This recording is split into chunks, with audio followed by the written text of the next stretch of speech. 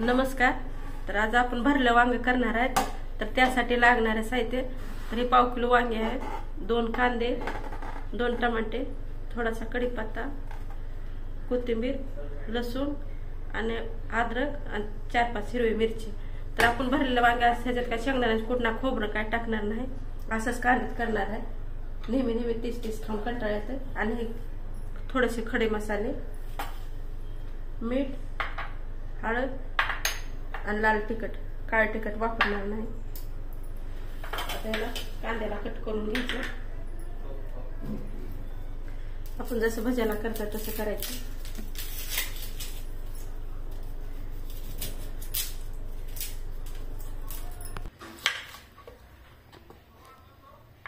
तर असाच उभा कांदा कट करून घ्यायचा.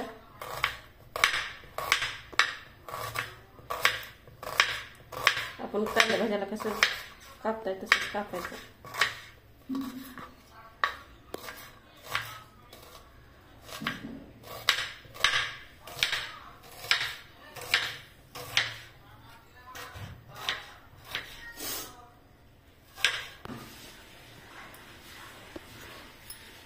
तर टमाटर बी असंच उभं कापून घ्यायचं.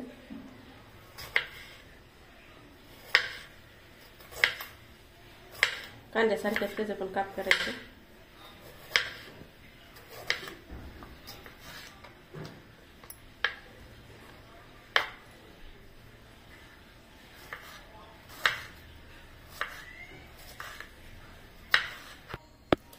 तर मग आतमधून आपण जसं वांग्याला जे करतात तसंच बघून घ्यायचं, कारण का आळी ती राहते.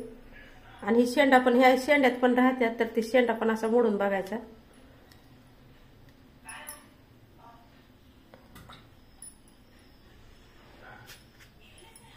सगळ्या वांग्याला असंच करून घ्यायचं.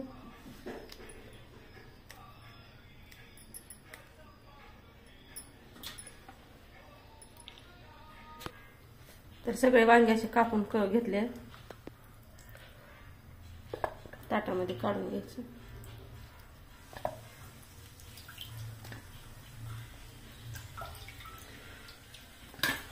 तर कढई तापाय ठेवली होती मी इकडं, तेल टाकून घ्यायचे त्यामध्ये. तर आपल्याला आधी वांगे चांगले असे तळून घ्यायचे. त्यासाठी तेल जास्तच लागेल.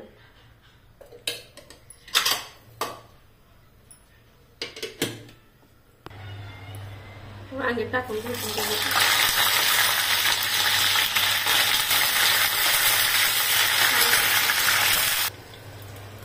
थोडं असं तेलात वाफवाय ठेवले होते वांगे. मस्त असंच तळून निघायला लागले. आता तर काढून घ्यायचे साईडला.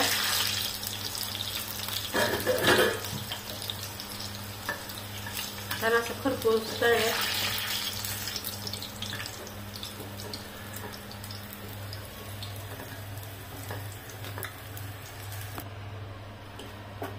तर आपलं वांगे काढून घेतले, तेल पण ह्याच्यातलं थोडं काढून घेतलंय. जास्त त्याच्या आवडीप्रमाणे तेल टाकायचं. तर आता हे खडे मसाले टाकून घ्यायचे त्याच्यात. हिरव्या मिरच्या मधून कट करून घेतल्या त्या 4-5, ते पण टाकायचं आतमध्ये.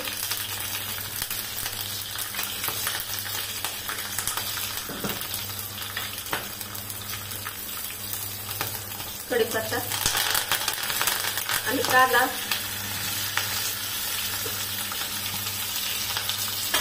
छान असं परतायचं.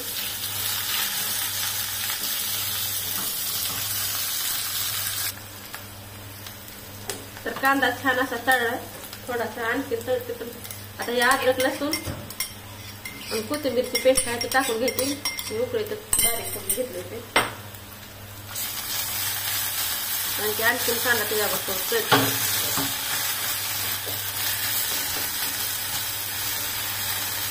छान असं त्याला पण परत द्यायचं, त्याचा उग्र वास येणार नाही.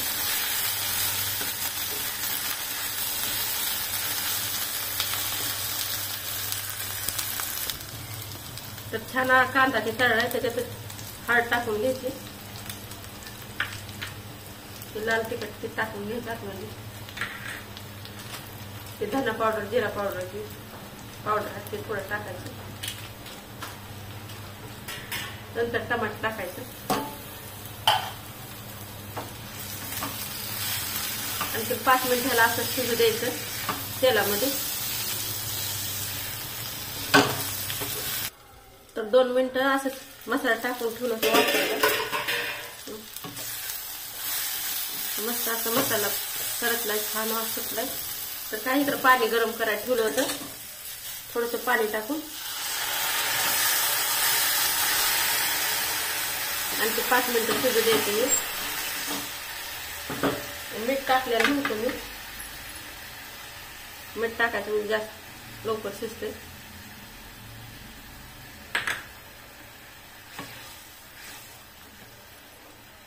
पाच मिनिटं असं शिजू द्यायचं.